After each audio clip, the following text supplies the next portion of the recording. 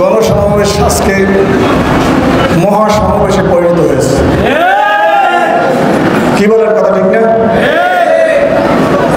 আমরা যখন উজিরপুরের ভিতরে ঢুকি তখন দেখি একদম পশ্চিম বর্ডার থেকে বিশাল এক বহর নিয়ে মিছিল নিয়ে এদিক ঢুকতেছে। আমার মনে হলো যে সাতলার মানুষ এই গণসমাবেশে যোগ দেয় নাই, তারা মহাসমাবেশে যোগ দিছে।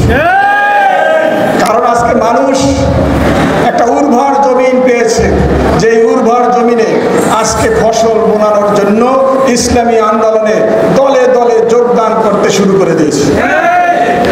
গতকালকে আমরা একটা প্রস্তুতি সভায় গেছি। আমাকে কয়েকজনে ধরে বলতেছে, মৌলানা আমাদের সাতলাবাসী আপনাদের কাছে সকলেই যাবে, আসা প্রয়োজন নাই, ইনশাআল্লাহ। এর ধারাবাহিকতায় আমাদের সাবেক এক মেম্বার গতকালকে হাজার মানুষের সামনে তারা আমাদের দলে যোগদান করেছে।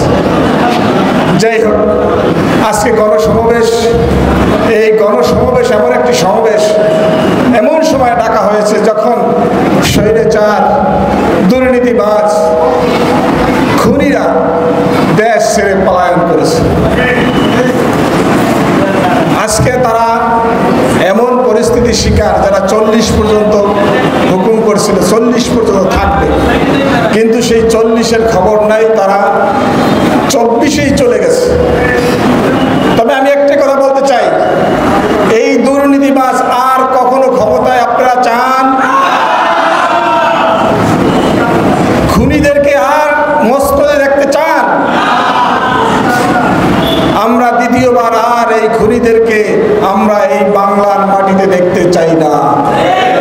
এই জন্য আমি সকলকে উদারত আহ্বান করব, ইসলামী আন্দোলন বাংলাদেশ আপনাদের কাছে, আপনাদের দ্বারে দ্বারে গিয়ে এই দাওয়াত পৌঁছাইতেছে এই জন্য যে একটা ইসলামী শাসন এদেশে প্রতিষ্ঠা হোক। কি বলেন, চাই কি চাই না? আমরা সকলেই ইসলামী শাসন প্রতিষ্ঠার জন্য আমরা সকলেই মাঠ পর্যায়ে ঝাঁপিয়ে পড়ব ইসলামী আন্দোলনের পক্ষে, হাত পাখার পক্ষে। ইনশাআল্লাহ চরমনায়ের বিশ্বাস যখন যে সময় যে আমাদের নির্দেশ দেয়, সেই নির্দেশ আমরা যথাযথ পালন করবো ইনশাআল্লাহ। আমাদের সকলকে ইসলামী আন্দোলনের পতাকার তলে, হাত পাখার তলে, চরমনায়ের বিশ্বাসের পতাকার তলে আমরা সকলে এসে ইসলামী শাসন কায়েমের জন্য চেষ্টা করব। আল্লাহ আমাদের সকলকে তৌফিক দান করুন। ওয়া আখিরু দাওয়ানা আলহামদুলিল্লাহি রাব্বিল আলামিন।